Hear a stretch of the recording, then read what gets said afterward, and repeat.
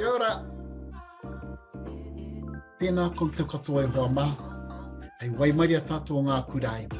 He kaupapa motuhake tā tātou. Hei whakapakari I te reo o ngā kaiako, ngā kaiawhina, me ngā tūmuaki I roto I o tātou kura aiwi, tā tekau mātoru o te motu.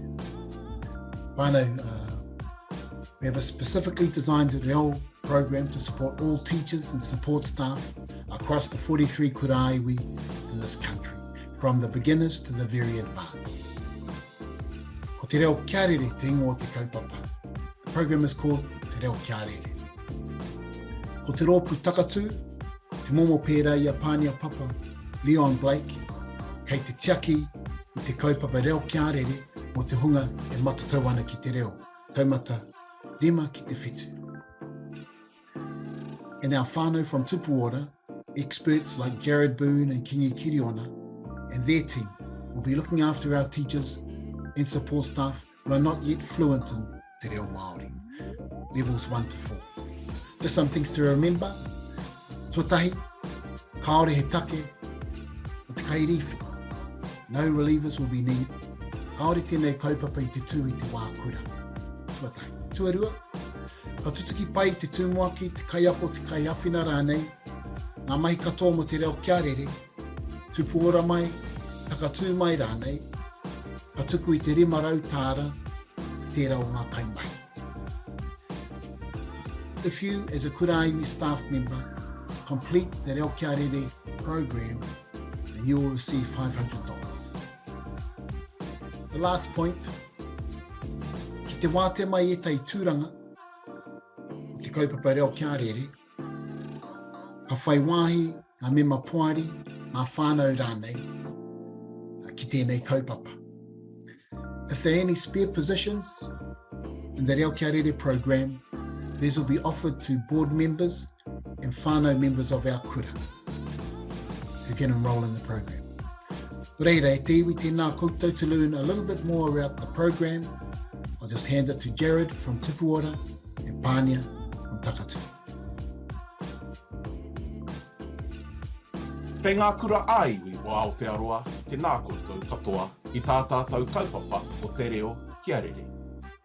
Tupu ora are honoured to partner with Ngā Kura aiwi o Aotearoa and Takatū Associates to facilitate te Reo Kia Rere levels 1 to 4, which is for beginners to intermediate learners.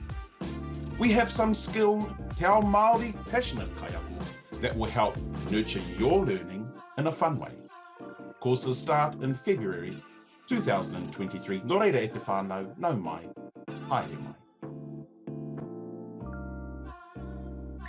Tēnā koutou kei ngā kaiako me ngā kaimahi o ngā kura aiwi o te motu. Ko pānia papa tēnei e mihi atu nei ki a koutou katoa.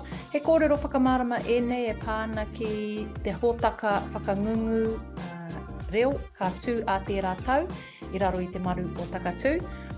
Ko māua ko Leon Blake, ngā kaiako matua o tēnei kaupapa.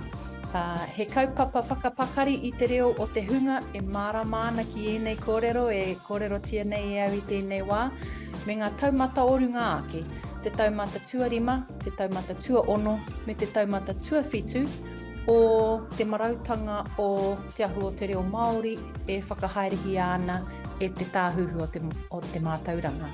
Ko tēnei hōtaka he mea motuhake mā ngā kaiako me ngā kaimahi anake o ngā kura aiwi puta noa I te motu, kia tae ai e koutou te noho tahi hei tauira I roto I tēnei kaupapa. Ka tīmata te kaupapa a te puku o āpirira a te tau e tū mai nei, e rua te kauwiki te roa o ngā hōtaka nei. E rua ngā kura reo, ko tetehi ka tū hei āpirira, ko tetehi ka tū hei hurai hei ngā hararei kura, tū ai ngā kura reo e rua.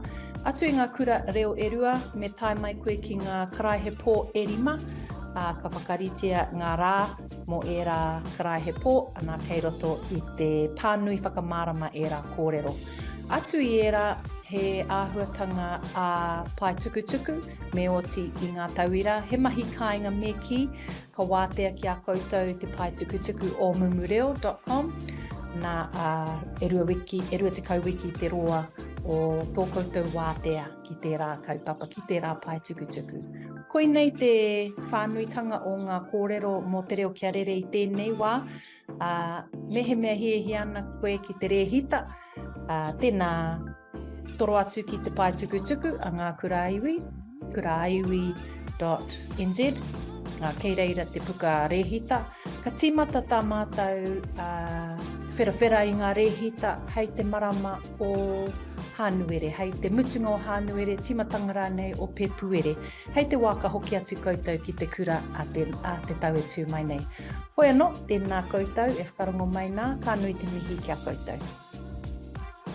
Rei ka nui te mihi kia kōrua Jared Kōru ko Pānia, koutou ko Takatū, ko Tupu ora. I te whānau, rehi te tia mai, hei riro ngā tūranga no tā tātou kaupapa, te Reo Kia Rere. Whānau, registered now for 2023. Te Reo Kia Rere o Ngā Kura iwi, mō tātou, mā tātou, e ai ki a tātou.